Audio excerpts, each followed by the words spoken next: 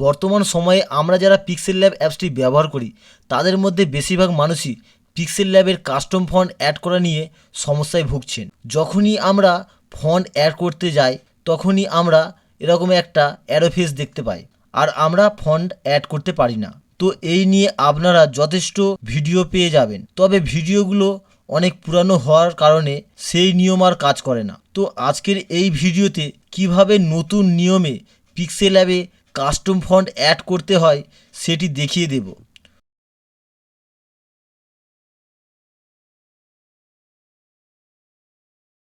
তো কাজটি করার জন্য সর্বপ্রথম যে কোনো ওয়েবসাইট থেকে ফন্ট ভিডি অথবা লিপিঘর ডাউনলোড করে নিতে হবে। তো আমরা গুগলে চলে গেলাম, চলে যাওয়ার পর ফন্ট ভিডি বলে সার্চ করলাম। সার্চ করার পর এরকম একটি ইন্টারফেস আসবে। তো এখান থেকে আমরা যে কোনো লেখা আমাদের পছন্দ হলে আমরা ডাউনলোড করে নিতে পারি বিনামূল্যে সম্পূর্ণ। তো আমি এটি পছন্দ হয়েছে, আমি এটি ডাউনলোড করে নেব। তো কিছু আমার পছন্দের মতো কিছু আমি লেখা ডাউনলোড করে নিলাম।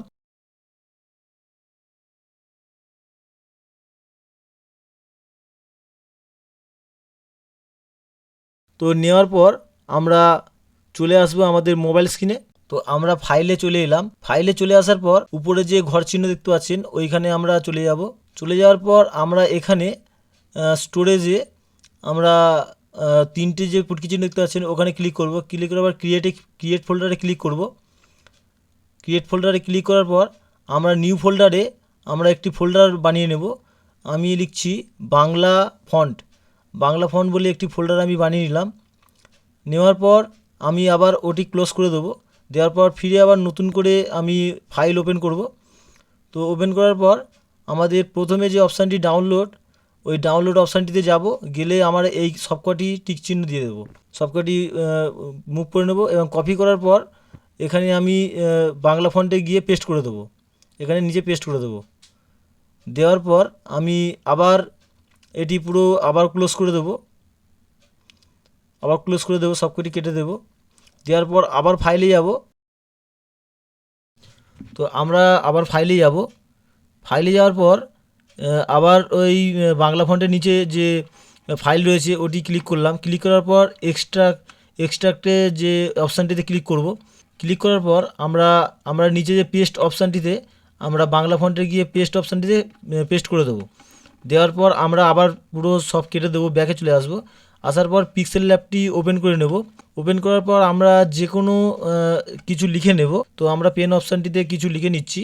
তো আমি লিখলাম ভারতবর্ষ। ভারতবর্ষ বলে লিখলাম। লেখার পর আমরা একটু বড় করে দিই। দেওয়ার পর আমরা ফন্টে চলে যাব। চলে যাওয়ার পর মাই ফন্টে গিয়ে দেখতে পাচ্ছেন কোনো ফন্ট নেই। তো আমরা আবার ফাইলে যাব। ফাইলে যাওয়ার পর উপরে যে 3 লাইন দেখতে পাচ্ছেন ওখানে যাব। যাওয়ার পর আমরা ফোন অপশানটিতে যাব।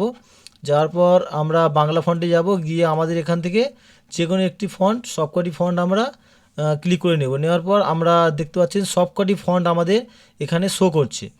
তো আমরা যে কোনো একটি ফন্ট আমরা চুজ করে নেব। নেওয়ার পর আমাদের ভারতবর্ষের যে ফন্টটি ওটি চেঞ্জ হয়ে যাবে। তো দেখতে পাচ্ছেন বন্ধুরা আমাদের ফন্টটি চেঞ্জ হয়ে গেছে। কত সুন্দর ফন্টটি হয়েছে দেখুন বন্ধুরা। তো আমাদের অনেক কটি ফন্ট নেওয়া হয়ে গেছে। তো আপনারাও অনেক কটি ফন্ট নিয়ে রাখবেন, যেটি পছন্দ হবে থাম্বনেল বা যে কোনো লেখায় আপনারা ফন্ট ইউজ করতে পারেন বিনামূল্যে। তো আজ ভিডিওটি এই পর্যন্ত। ভালো লাগলে অবশ্যই একটি সাবস্ক্রাইব করবেন এবং লাইক করবেন।